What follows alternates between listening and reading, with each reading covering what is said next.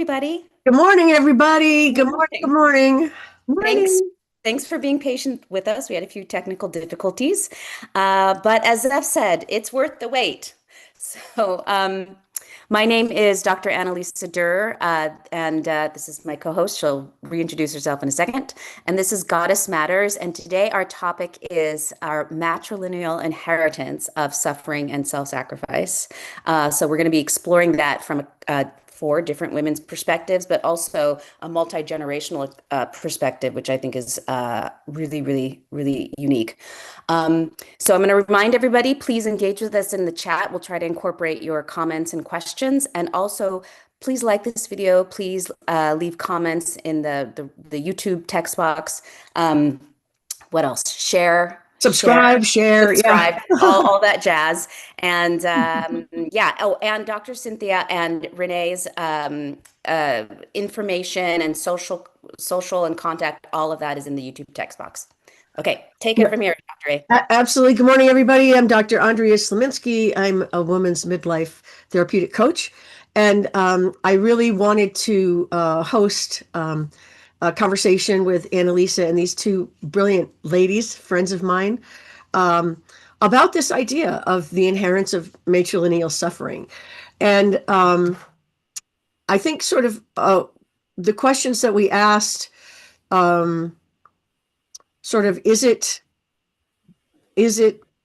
real? Is having it all really doing it all, right? That's one of the things you and I were talking about, Annalisa.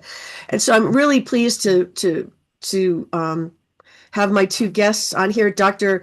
Cynthia McKenzie is a clinical psychologist who's worked in the field with people in very stressful circumstances for many, many years.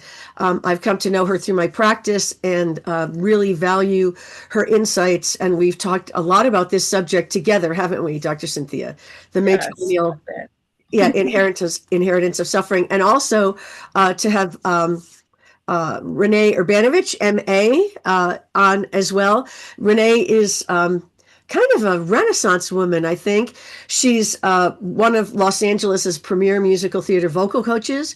She's a writer. She's a mother. She's a creativist. She's an author. She's written a number of books. So her experience as a mother and as a creative multi-talented woman in this space is really interesting from the perspective of trying to have it all, right? Trying to have your career and have children and raise families and being in the in between of taking care of family members, those kinds of things. So we have a lot of this subject to talk about, the idea of what is, the matrilineal inheritance of suffering. So René is also going to share with us some readings from a new book that she has. Well, she's working on the final edits right now. That's a really new form of memoir that's kind of about this whole subject. So, can you just kind of Sure. say a little bit about that, René? I'll say very little because I'm Yeah. going to be reading, but it's called autofiction. It's the newest form of creative nonfiction, and I'm telling my grandmother's story as I'm trying to take care of my mother who's in bed with dementia and racked with illness, and keeping track of my own journey in the loss of both my mother and the remembrance of being called grandma once my grandma had passed. So I'm writing this autofiction. I'm telling my grandma's whole story because she never did. I'm telling my story at the same time, and I'm sandwiched between taking care of grandkids because I became grandma. And that's what made me have to write about my grandma because I just became a grandma. So this is just a memoir with lots of poetry and lots of letters from my grandpa from the 1950s, 40s, 30s. And it's all conglomerated. But what we're going to focus on today is my grandma and grandpa had a gold mine.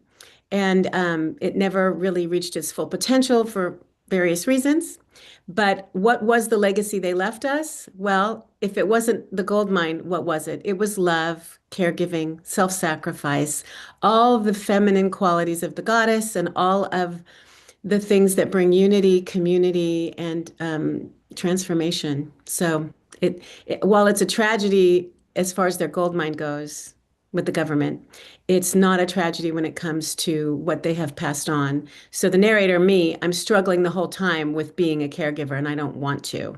So then I have to come to the arc and see that sacrifice is salvation. And in the traditions of like Adrienne Rich, the poet who was, really down on patriarchy and like the Night Bitch. Remember that book, Andrea? Yeah. A lot of books that really are going to put down patriarchy and talk about the inequalities. I'm just trying to make peace with the fact that this is what's happening. I don't Right, right. Yeah. really dive into the patriarchal inequity and those thought forms that keep us oppressed. Right, exactly. Well, and the thing that interests me, and I know, Dr. Cynthia, that you have some experience with this as well, is the idea that becoming a grandmother linked you back to your grandmother, then realizing and recapitulating your grandmother's story, her sacrifice, your relationship to her, then that, of course, rolls into the relationship to the mother, the siblings, and then eventually into the grandchildren, right? So, Dr. Cynthia, I know that you have a very rich matrilineal inheritance in your story as well. Oh, you're You have muted, to Dr. you have to Cynthia. unmute yourself, Dr. Cynthia. Oh, so yes, I do have a very rich history, and that really makes it complex for me to really get to understand it or even to research it. Yeah. My mother was Native American and white, and my father had some Native American in him and African American. And so, I grew up with this really rich history combined from both sides of the family, but I was closest emotionally and everything else to my mother's side of the family. And I was one of those kids that always thought that, especially in terms of suffering and the way my mother chose to live her life, that I was not going to be like that from a very young age. And now, recently, while working with Dr. A, I've learned that while I'm on the exterior, not like her, interior, I'm just like her. Uh-huh.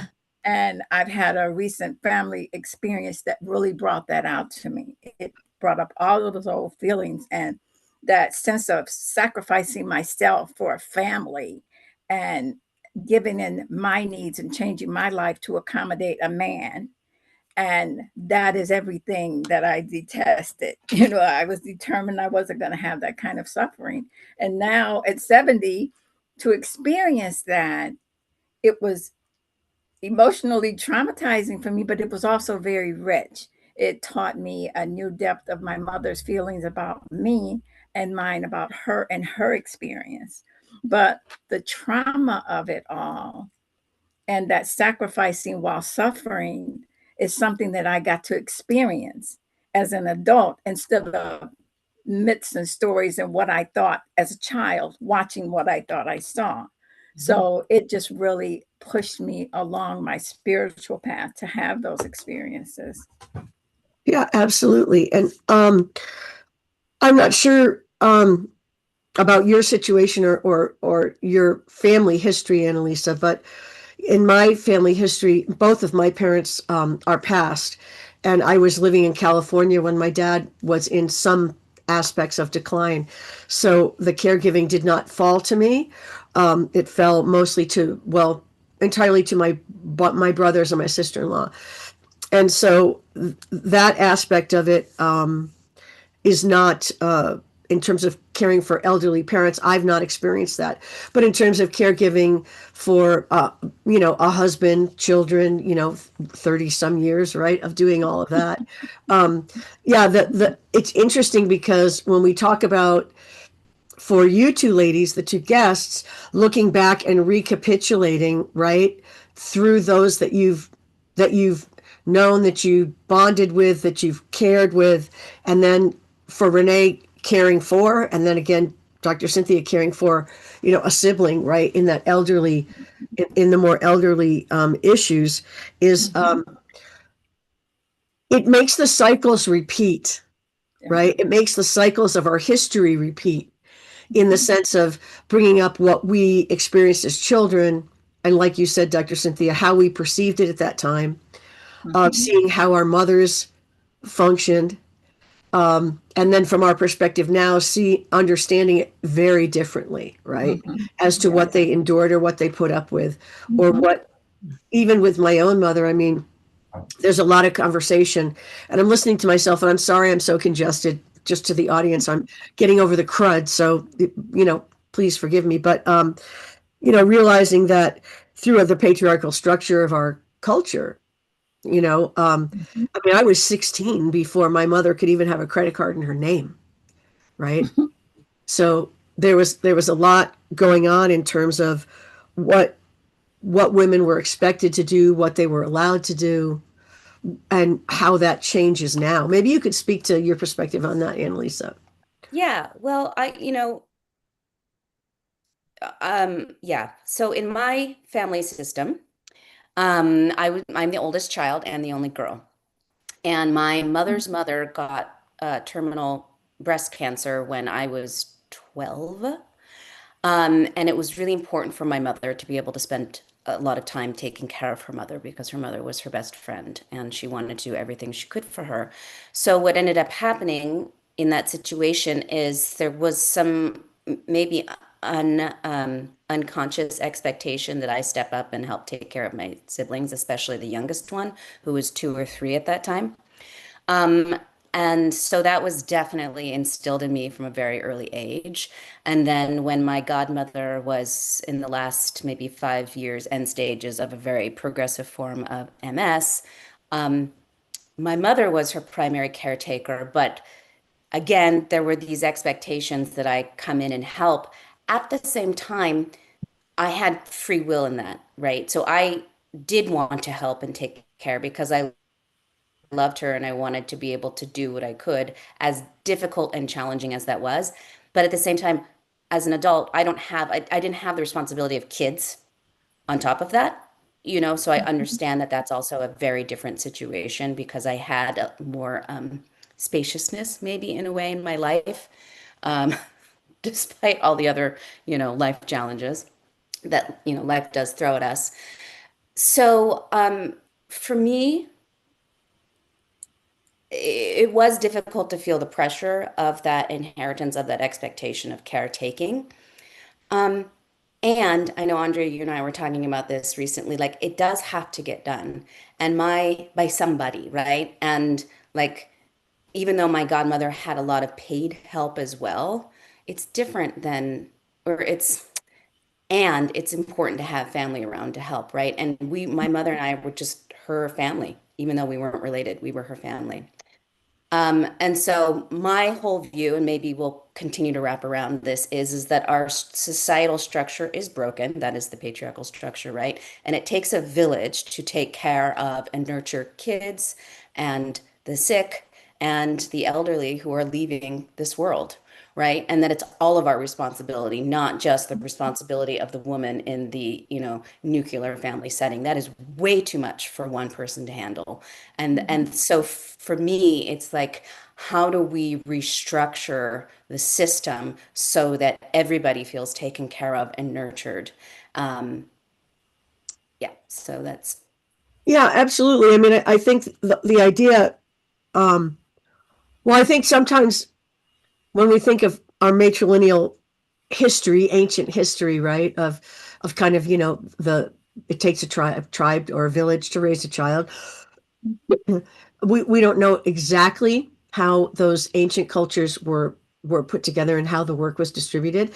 Uh, I think in some senses, sometimes we romanticize it a little because we're trying to fill in the blanks and we know how we would like it to be. But I kind of would like each of you, Renee and Dr. Cynthia, maybe start with you, Dr. Cynthia. How, what were the dynamics, or what were the um, supportive systems that you experienced as a child through your matrilineal line, like through the women in your family? Oh, I think it was the family traditions of cooking together and eating together and having meals. And it was when all the women got together and talked. So the girls learned what it meant to be a woman and how to cook and how to deal with the world and how to be safe while in the comforts of women and families. So that was the beauty of my childhood, memories I'll always have, you know. And it was also a way of passing on the strength. Yeah. Yeah, absolutely. How about you, Renee? Well, similar to that, there was always a disparity. There was always a discrepancy. The men would be watching the TV while the women were cooking and cleaning and doing the dishes and tending to the babies. There wasn't a lot of shared cooking. Sometimes the shopping was the man's job. My dad did all the shopping. My grandpa probably did, and my husband does. And I know your partner had done a lot of the shopping for you. So that kind of, but most of the caregiving fell on the women. Yeah. Yeah.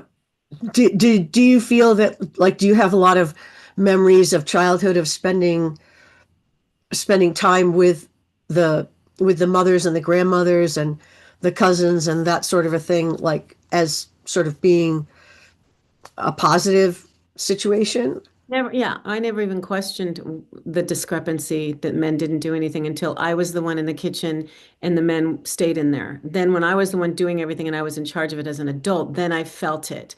Yeah. I really felt it. And I watched my daughter-in-law, Lau, feel it when she had the two babies and everything just falls on the one who's nursing. It just happens that way. You're the one that's nursing, and as much as my son, her partner, her husband tried to help, it's still, no matter how much they help, it's still inequitable, and it always will be. Especially in the first couple of years, it just is Yeah. that way. Unless, there's a death in the family, like then the husband always just replaces you. But I mean, you remember the book The Giver? Yeah. Yeah, and you did that play. They assigned certain people to do certain roles, and it was very awkward to watch a man be the caregiver when you read that book and watched that play. There was a man who was the caregiver. It was awkward the whole time, like he was the mommy. So things are definitely changing, and we don't have to pluck a chicken. We don't have to kill the chicken. We don't have to hunt. So in those days, when the men had to go out and literally hunt, of course, that would be our job after they were gone on the hunt for a while to then, prepare everything and do all the work. But it's not that way anymore. And yet these things have remained kind of the norm. Yeah. Yeah. Yeah. I don't know. Annalisa, what do you think about the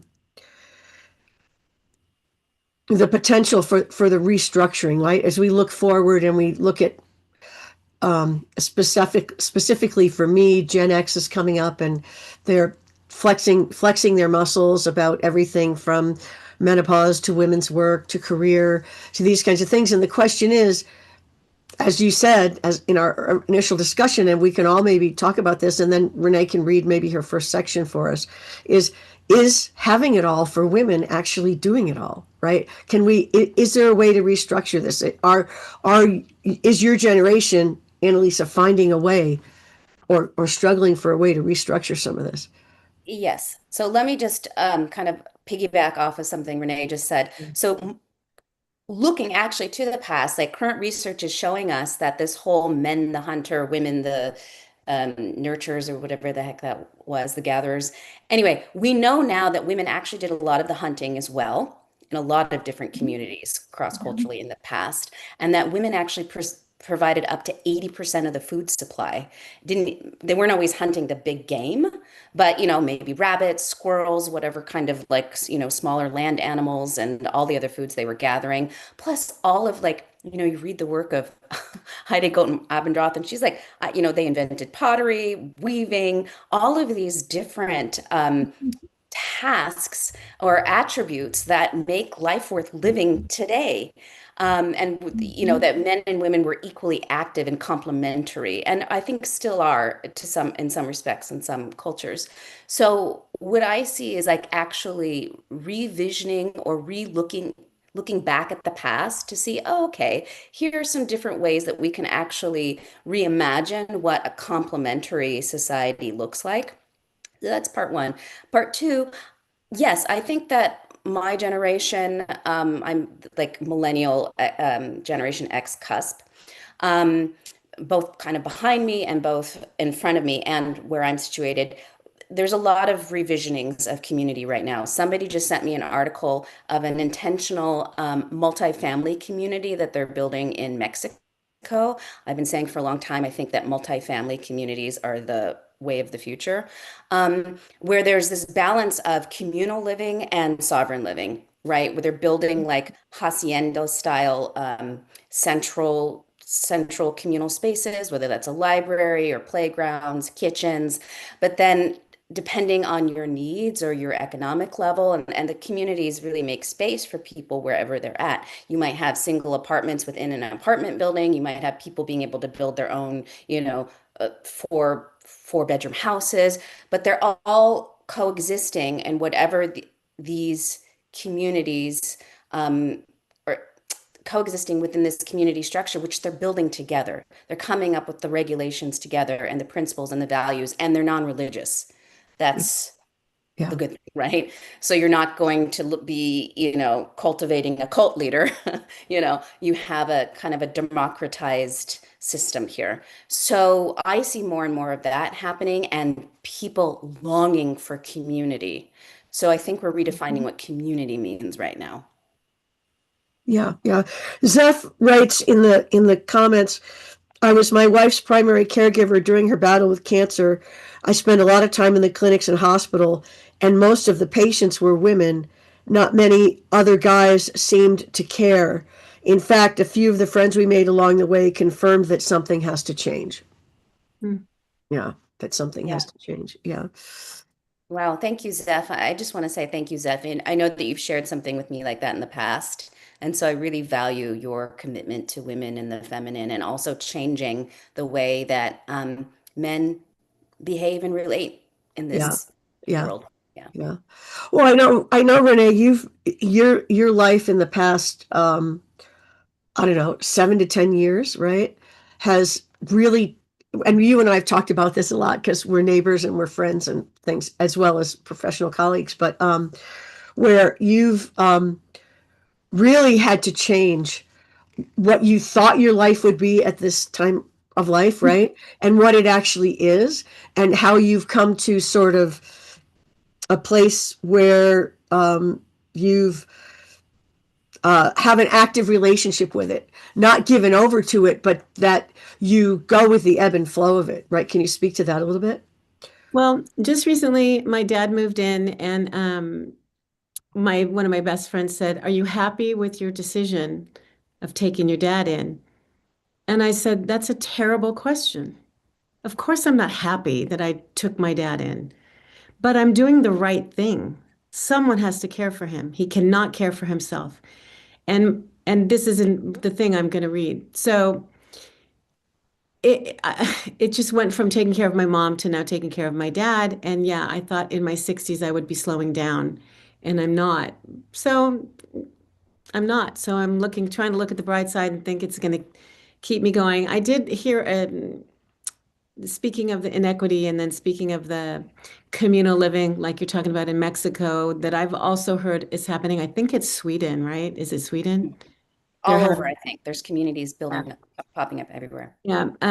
So in those regards, or even just the multi-generational home, I had a therapist at the time because I needed help. I hired a therapist. I paid a coach, right? Not a life coach, a literal therapist. And all she did the whole time was try and talk me out of having a multi-generational home. When we believed in it and we thought, this is what we're going to do, this is what's right, it's right. And it's hard and it's new, unless you're like, I don't know, Middle Eastern or Latino, like Lao, my daughter-in-law grew up with her grandma. She slept in her grandma's bed. She took care of her grandma when she died. She's from Argentina. Like Yeah. that's what they do. We're not privy to that. Like we're not used to it. So I thought in my 60s I'd have a very different life. Yeah.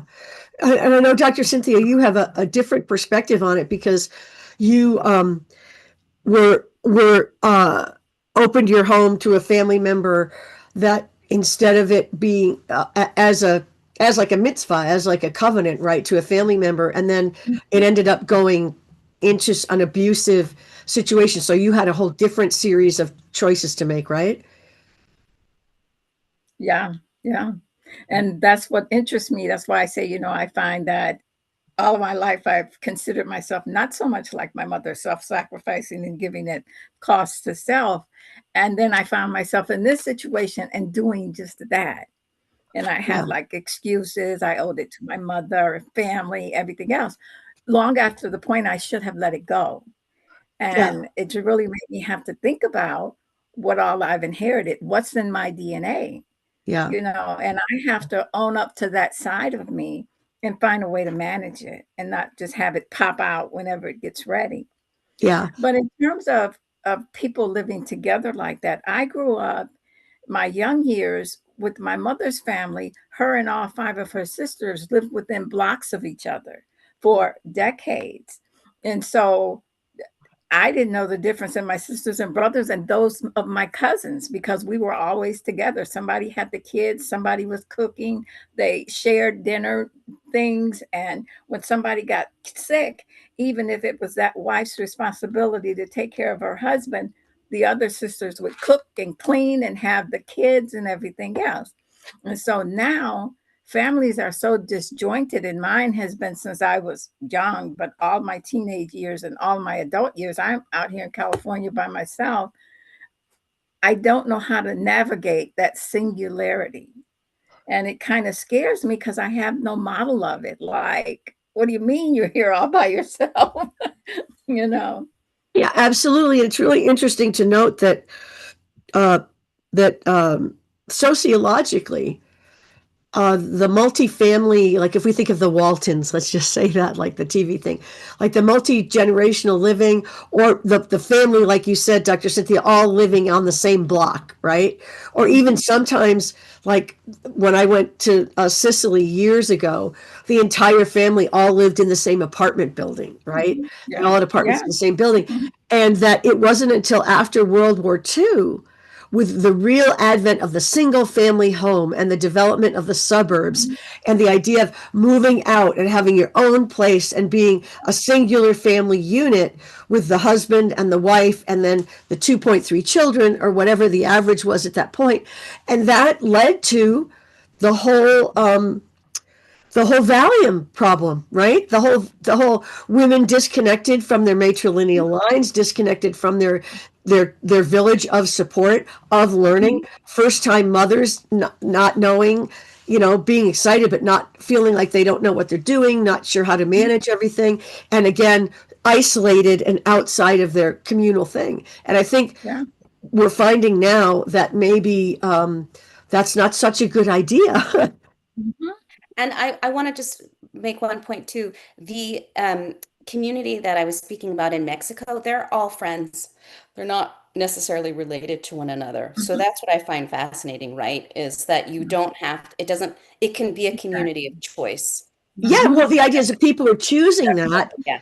and with in a time when maybe their family's living, maybe they aren't, maybe they're separated geographically, but the idea of choosing the village, Yeah. right? And Choosing, co-creating it. Like you're Mhm. actually responsible for making it what it is. yeah, absolutely. Well, I Yeah. think this is a good spot, Renee. Do you want to read to us from the memoir a little bit? Okay, so this is the first of the three. It's called On Bedtime Chaos. My body is layered with limbs, willowy arms, and wispy little legs flung pre-sleep across my belly, my bosom, my heart, while I sing airy alto enchantments towards slumber. The recollection of my own motherhood here in the same house, the same room, as the same tune lifts its vibration to heaven, is palpable. Who I was back then, I can't remember, but I can't forget the puttering breath of a toddler, the sweet vapor from tiny lungs that ripples and mingles with my song. It's a gift, I tell myself, to be their grandmother. A gift. I had offered to sleep them tonight so Jordan and Lau could go shopping, but now that the littles have dropped off, I must figure a way to slink out from underneath them and get in the car. It's always like this. I go from one thing to the next, staring at the time, measuring the minutes, 30 to get them down, then 15 in the car on the way to a long-awaited reunion with my former book club gals. And after that, my plan is to use any remaining minutes of the day to correct essays. Unless I've had one Pinot too many, which happens often these days, then the pillow will receive me. Well, what's left of me. I sneak out feeling quite proud that bedtime went down without a hitch, waving goodbye to my partner Jim. Yet another replay of my mothering years when I'd sneak out after bath and bedtime to produce vocals at recording sessions until 3 in the morning.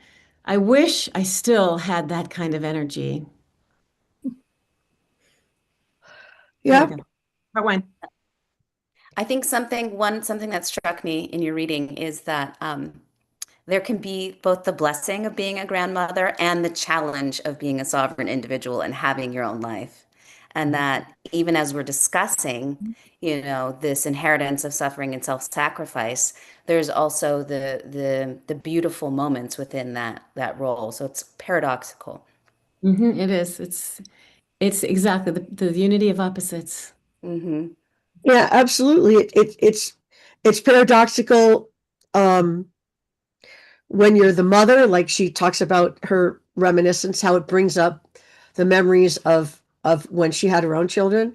And it's also paradoxical at a time, when you thought, like Renee said earlier, I thought I'd be slowing down. I thought in discussions that we've had, I thought I'd have the time to choose what I want to do for me now, right?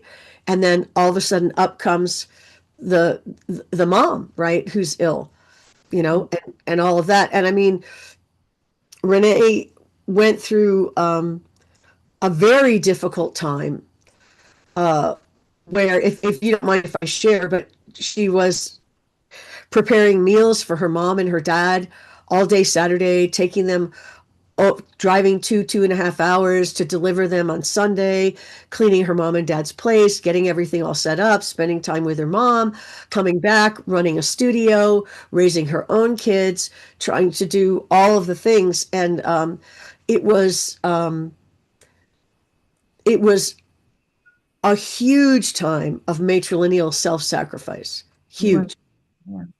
That's Yeah. a good way to put it. Yeah. Yeah. So how do you feel looking back on it now? I mean, you're in a different situation, similar but different. Um, it it's I remember you telling me that you felt like, the mom that you knew that you didn't know anymore, that you're going to need to reclaim her after the experience, and that um, there's there's some kind of a beauty in the sacrifice. I certainly looked and looked and looked for it, and that's why I wrote the book. It was 111,000 words. I'm trying to shave it down, but it really stumped me because I'm a pretty positive gal. And I just thought, this is the ugliest, most horrible thing. Why is life like this? It's icky. Like babies are great, they come out so beautiful, and then aging is it's all in the book, me processing all of it. But finding beauty in it was my goal as a Libra and as an artist. And I think that the whole Christ idea of, Christ's sacrifice, that's our salvation. That the more, we love others, that's our salvation as a species. So I take that Christ story and and even, well, anyway, just the Christ story alone of sacrifice is what saves us. Self-sacrifice is our salvation, just to winnow it down. Yeah. So little things like that. But I mean, I do process it in the autofiction memoir because it was a lot, and the shock of it every time, the shock of it every time every week, every day, it was just a shocking experience. Yeah. Yeah. I want to add to the conversation too that in the ancient world, the Latin meaning of sacrifice is to make sacred, right? So that's kind of the ancient idea. So following along with what you're saying, I like to play with sacrifice sometimes as this way for me to view whatever process I'm going through or whatever I have to let go of or the challenge as sacred making, either of that thing or of my life experience. Not to belittle any of the challenges or to belittle what might need to change in how we're doing things, but just as a way to connect more deeply to my experience, my human experience. Yeah. 'Cause once it falls on your lap, kind of, you forget about the macro and you just have to do the micro. And so that can instill in you, maybe if you have energy when you're done, a way to re-envision the way things are. But at the moment, you just have to do what has to be done. And the word sacred, to make something sacred, means to make it inviolable, impenetrable, and whole and good. And so that's one of the conclusions that I don't know I'm going to come to because we made fun of my grandma. We made fun of her. The cousins made fun of my grandma for being so self-sacrificing. So in the end, when I realized that sacrifice means what you said, then I realized that that's why I'm so hell-bent on the tenets that I've inherited, which are, love and goodwill and self-sacrifice. And even on my grandpa's tombstone, he has something about caring for his fellow man. It was a thing back then to care about more than just yourself. Yeah. Anyway, Yeah. So, Dr. Cynthia, I was wondering if you could speak to the fact of not just your recent experience with family, but really your career has been about serving others who are in very difficult circumstances, right? Yeah. Yeah. And that idea of using your skill and your soulful knowledge to help others, right? I mean, you could have gone a completely different route in your Mhm. career than you did. Yeah. I mean, I originally in graduate school, my whole focus was women, Yeah. and somehow I came to California to work at a women's institution and it turned completely male. And then I left there and went to the prison system. And so working in that system, very challenging, but you learn a lot about life and a lot about yourself and other people, you know. And when things were really challenging, or there were really challenging personalities that I had to deal with for extended periods of time, I always thought, what if this was my son? What if this was my father? What if this was my brother? How would I want someone to treat them? So Yeah. to connect with them as people and to understand that they are the sum result of everything that they came from. Yeah. And it really makes you look at things different. And when things got really challenging, I felt like when it was time for me to move from there, the spirit would move me. Yeah. And so I was there for a reason. And looking back on that career, I know I did a lot of good, Yeah. and I enjoyed the work, At the Yeah. end of the day, people are people. Yeah, absolutely. And it's interesting to me that when we first met and started working together, that you've been really having a resurgence of reclaiming what I would say the divine feminine, right? Mhm. Reclaiming that, like in your life, after having for yourself, after Mhm. having poured so much of it out for other people. Can you speak to that for a minute? Oh, yes. Well, it speaks to also again that I've struggled to be independent and a different person than the way I perceived my mother. And then to wake up and find out that I'm kind of the same inside. And Mhm. so I've worked with that. And it's a gift and it's a wound, So when it hurts, I have to heal it. Yeah, And when the gift is there, I have to recognize it. And coming back home to that and getting a different perspective makes me feel different about my mother and her experiences and understand her. It's one thing to think what I thought, but to actually live in that situation where you're under male patriarchy and they're telling you what to do and acting like they can run the roost and talking to you any kind of way, and you're just supposed to do what they say do. Yeah, I saw some of that, but to experience it from a place where I felt there wasn't a lot I could do about it in that situation, it gave me a whole different perspective because she was sacrificing for a reason, and that was for her children. and Beautiful. so that she could be viewed a certain way in society and in her family. Because a woman without a husband, well, that makes you, not a good woman. It has all kinds of implications to it. And she was there for the sacrifice and smiled through it. And Yeah. so I'm really learning a lot about myself. Like I say, the wounds and the gifts of it. Yeah. And I'm very careful about what I'm passing to the next generation. That's what I have to do some changing with. I have to admit up to my experience, good, bad, and indifferent, and try to guide another way for my daughter and her daughter.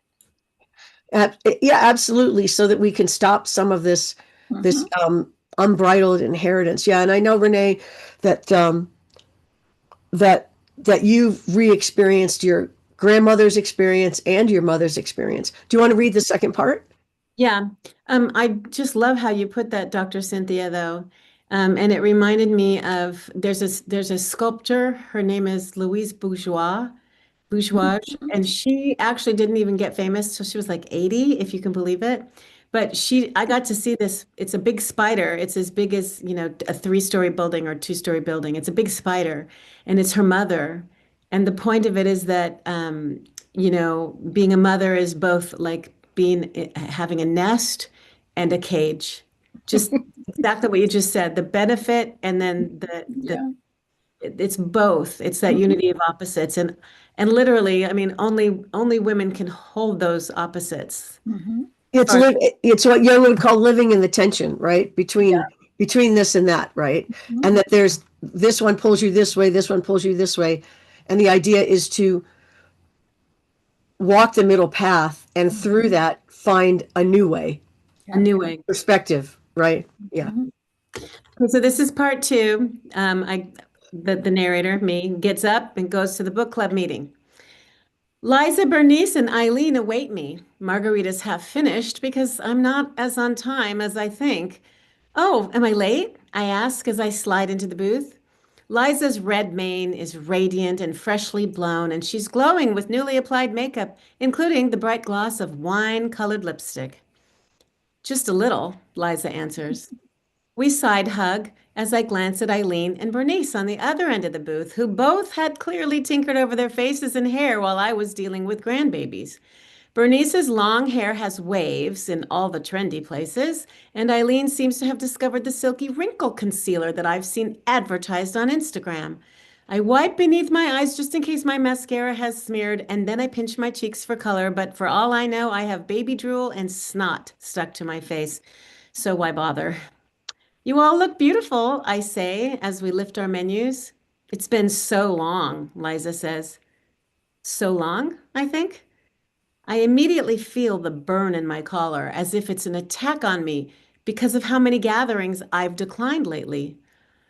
Maybe I should have just stayed home, I think. I'll have some Pinot Noir, I say to the server, and I don't say immediately, but I want to. Sometimes we women want to catch up over wine. It's what we do. The book club is kind of a front for the bonding that we need during perimenopause and menopause. There's no more soccer games or room mother duties, so we connect and report our lives across a table, unless we choose a museum or a much needed walk. Those were the days before ailing parents and grandkids. When it's my turn to fill everyone in on my life, I try to succinctly itemize the demands I'm under. How I never knew I'd be so busy at 57 years old, what with grandkids staying at our house and me babysitting and my mom in bed and my dad needing help and my studio somehow still running. And on it goes. My TED talk doesn't even make it into my briefing. Before I can say whether I'm irritated or grateful, exhausted or challenged, Liza cuts me off. This is ridiculous, she says. I know, right? But it's okay. I'm honored to take care of my mom. She deserves it. Her face reddens. My mother's in a home and I don't feel bad about it, not one bit. Funny, she should even bring that up if she's feeling so peaceful about it. Well, you're a better woman than I, Bernice says. You won't catch me changing my mom's diaper. My eyes dart from one woman to the next, to the next. I suddenly feel ganged up on. I had to do it just once, and that's when I swore I wouldn't do it again. Fortunately, we could afford full-time care. Eileen chips in. Good for you, Renee. Well, they are all in agreement, I guess. My exhaustion excuses me from pleasantries, and I can't help it. I let loose. Maybe it's the wine. I don't know, and I don't care. How can you even say that? I begin. I shake every time I have to change her for over a year now. My voice a scythe on air. I'm not any different than you. I don't want to do it. It's not my thing. For God's sake, I hate it. But I love her. She's my mom. I take another swig of my wine and I feel justified. Why does everything fall on you? Liza persists, tipping her head back, emptying her highball. Do I bother to dignify this comment? I wonder. Do I, in defense of those I love, begin to list the many duties I accept that my siblings must manage? I'm pretty sure at this point that I'm the one who's now red-faced. But am I out of line? I can't tell. It reminds me of when I was young and certain members of our mom's group, call them the behavior police, would pressure one of us to spank a defiant child back when spanking was a thing. You've got to draw more boundaries, Bernice says. Yes, and you need to practice more self-care, Eileen says. Renee, it took you a full year to be able to come to dinner, Liza says. Her face is pinched as if I disgust her. That's no way to live. My heart is pounding so fast, I assume the entire restaurant can hear it. I take in more wine, trying to relax while I locate my filter, but the older I get, the harder it is to find. I know you mean well, I manage. Thanks for your love and concern. But the damage is done. They've reprimanded me, and I've reprimanded them, and this is not the norm for me. Conflict is the last thing I want. How we managed to finish our meal is beyond me. I was too busy guarding my choices in my head while they prattled on about cleaning closets and only God knows what else. Yeah, it's awesome. Thank you. Yeah, thanks for sharing that. Yeah, the pressure and the social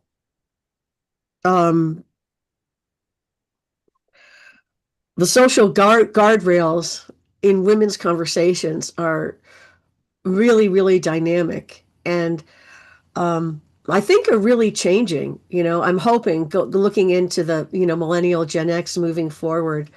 I know from what I read online and from talking to Annalisa and other clients, right? This is an age-old struggle that's as long as there are families, right? Even for women who, for whatever reason decide to live childless or live childless, right? The issue of family, of siblings, of cousins, of parents, right? If we're alive, we have some sort of family, right? And these pressures are going to be present in most people's lives in one way or another, right? And how women interact with each other and choose to support each other and what the dynamics um, are complicated, right? Mhm. And I mean, looking at that whole conversation, and you in that aspect of the memoir, trying to either make them understand or or be made to feel defensive over the sacrificial choices that you made out of love, right? It's an interesting dynamic. What did you think of it, Dr. Cynthia? I really like the way that chapter underscores how different times in our lives and our responsibilities as women make us feel so different than the people that we were previously connected to, because you were feeling some kind of way before you even sit down. You were noticing their makeup and the difference in you. And, those are the kind of things that really bother women.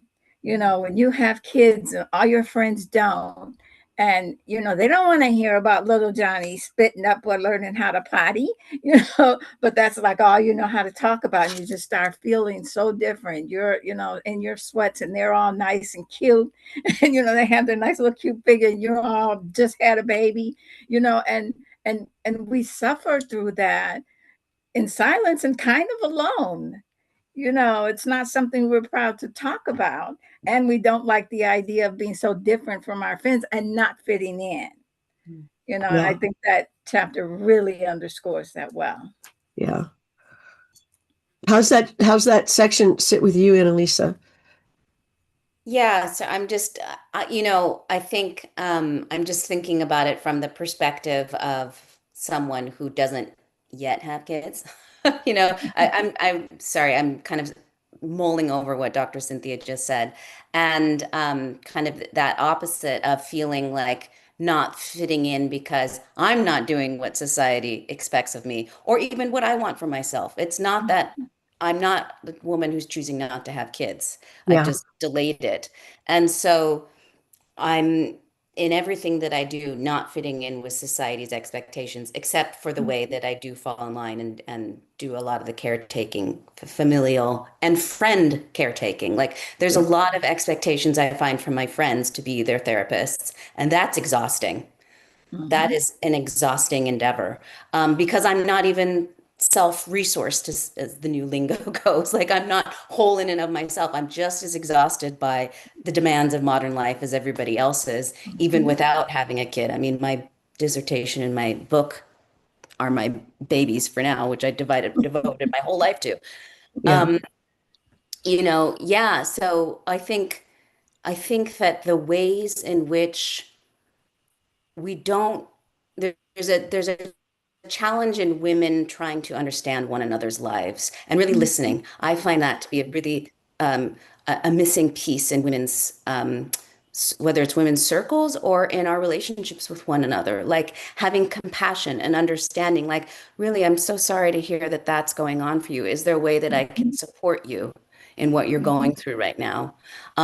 So that's something I think that that's coming up for me, based on what you just read, Renee.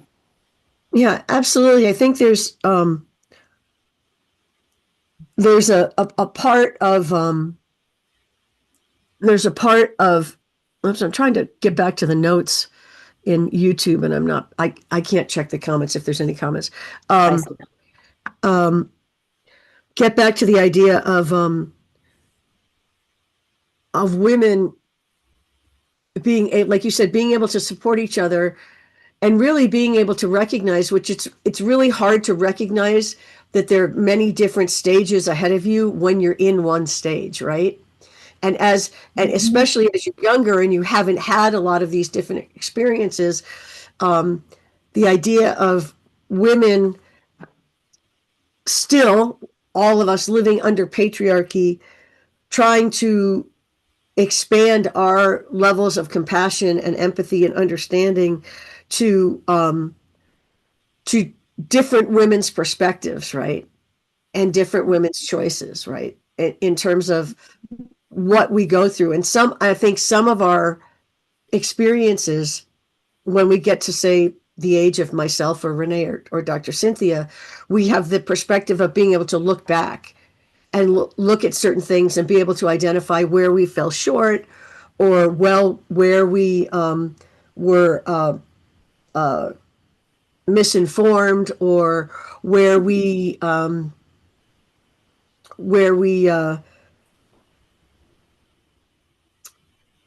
didn't understand or didn't see a more expanded vision of exactly what was going on. And I guess that's why I say, they say, oh, perspective, when you get older, and it sounds all so trite or whatever. But hopefully, this is one of the things that will come forward in terms of reclaiming this aspect of the archetypal feminine, or to bring it back around to the idea of the divine feminine, right? Through looking at, like, Goddess Matters. What does it mean to live as a woman? And Annalisa's book, which is coming in November, speaks to this. How do we look at these myth mirrors of these different goddesses from different cultures and be able to see them as a roadmap to understanding what the different parts of our life mean and what does matrilineal self-sacrifice in terms of what we've inherited from our myth, from our models in our families, and where we can look to more expansive myth models in different goddess traditions to understand and find ways to move through these stages. Does that make sense? Am I making sense? Yeah. Absolutely. Yeah. Do you want to read the last section, Renee? Yes, I will read the last section. Here we go. Okay, so later that night in my big warm bed, I'm visited by what my best friend calls the gremlins, the monsters whose job it is to make sleep impossible. This is the norm for me. Sleeping through the night is always a dream, a fantasy, but I'm used to it. I'm even used to the gremlins. So I do my box breathing as I self-talk my monkey brain into quieting down. Yes, I was too harsh, but the world still turns. Yes, they're all just looking out for me because they suspect I'm reaching burnout. Yes, they just miss me and only want to see more of me. I, on the other hand, don't feel like seeing them anytime soon. We're too different. I replay our dissimilarities. I could never plop my mother in a facility, even if I had all the money in the world, and especially with the intention to only visit once a year. Never. Do I want to be more like them? Under less demands? Yes. Do I want to be less conflicted? Yes. But how? My same best friend has also told me I live up to my tenets, that my standards are high and it will cost me more to not care for my family than to offer my services. She understands me. We're cut from the same cloth. There's plenty like us. But my decision to serve is not just a knee-jerk reaction. I wouldn't say it's solely my conditioning from the Ray family women. No, I'm more intentional than that. I try to be balanced and healthy, but sometimes life happens, like grown kids moving in to get on their feet, like surprise grandbabies. And sometimes shit happens, like illness and ailing parents, and everything just so happens to occur at the same time as TED Talk rehearsals and book club meetings and running a thriving music studio. One of my modules in my undergraduate work dealt with the myths of motherhood in women's studies. I learned it was Audre Lorde who coined the term self-care for political activists in 1988, separating self-indulgence from self-preservation. That was eye-opening. The new word on the social media street regarding self-care seems void of that component. The idea that the practice of self-care ultimately aims at caring for a cause, or let's just say the collective. Last year, during a podcast with my friend Crystal, we discussed this very issue. Sometimes self-care looks like this: lighting candles, oiling your skin, meditating, and embodying the moment by brewing tea. And sometimes it looks like this: keeping your head above water, giving yourself a big high five for not drowning when the seas get rough and you're flailing, learning not to judge yourself for how ugly you look while beating the air and thrashing desperately against the torrential waters. That and never, ever giving up. The 3 a.m. Festival of Fear has me measuring my choices, my friendships, my own capacity. I wonder if Grandma ever had the luxury of self-doubt, or if she ever could even consider indulging in self-congratulations for a job well done. Was there ever a moment to analyze her choices, if she even had a choice? Where did she find wisdom when her matriarchs were no longer living? What of those mothers back when psychology was based on men and medical studies on women were non-existent? When the idea of the internet hadn't even been conceived except in science fiction? And then there's Mom. I try to remember her, the real her. She never complained. Even in bed, she's content. And what about Grandpa's mother, Jessie, and Grandma's mom, Emma? I close my eyes, and that's when I see. They're all surrounding me in a circle.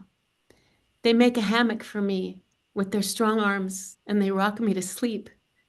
I think I hear humming. I am soothed, and I am safe up here in this communal cradle, away from the ramblings of those miserable gremlins clawing at me from the ground. Mm. Thank you. Thank you for sharing that.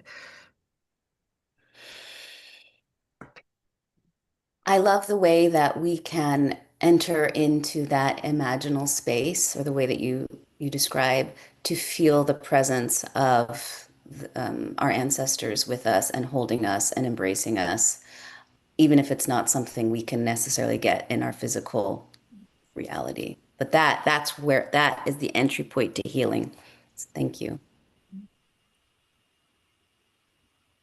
I know the reflection on your ancestors is important to you too, Dr. Cynthia.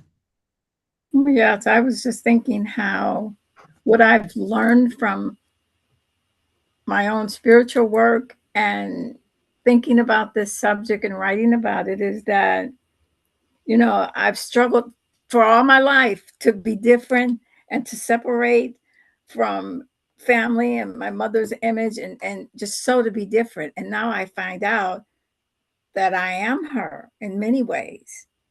And my daughter is me in many ways that I'm sure she can't even see yet, but I see it. And it speaks to interconnectivity. We think of ourselves as a single thing, we're us, and that's it. But we're connected to the past, the present, the future, and it goes on and on, And when you think of it like that, you realize it's not all about you. you know you're both the tree and the roots, and you're going to reach out and connect if you want to or not. And I think that's something that I've learned, and it hurt in the beginning, but now it feels very good. It feels very good. Yeah, And it connects absolutely. me to the Divine Mother. Yeah, absolutely. I think what a great way to bring it back around. I think that we're talking about what it means to be embodied, an embodied aspect or spark of the divine feminine, right? Mm-hmm. Yeah, I love the image of the mother tree Mm-hmm. extending both upward and outward and downward Mm-hmm. toward one another, the other Yeah. trees. Yeah. Yeah, would you read Zeph's comment while I hack up a lung? There's a couple here. And then, Andre, we should be wrapping up pretty soon. Um, So he says Isis was called the Great Mother when we look at the way in which Isis serves to restore balance, such as when she had to play referee between Set and Horus, reminds me of the divine feminine as the central pillar of the tree of life. Here we got the tree again, or Yeah. the diving line between yin and yang. Then he also says the perfect antidote to unbalanced things, such as patriarchy in all its forms. We are all actually connected, not separate. We are part of each other. So it seems like our kind of ending image here is the tree and Yeah, the world tree here. absolutely. And it's interesting that there are being part of the divine feminine, being part of, I guess, what we could call embodying some of these archetypal aspects of empathy, compassion, nurturance, creativity. Um, the list goes on, right? As opposed to the more rational, uh, archetypal masculine tradition. I guess you could say traditional um, definition of the archetypal masculine, right? Yeah. So the question is part of this matrilineal inheritance baked in to the divine feminine, right? I think the difference, well, maybe not the difference, but the whole inheritance thing is exactly what Zach was saying. It's about unity. It's about bringing the best out in everybody. It's about community. It's not about conquering or wearing a cape or being the best caregiver or being the strongest. It's about bringing the best out in everybody and having unity and sharing. Those are those goddess qualities, right? Yeah.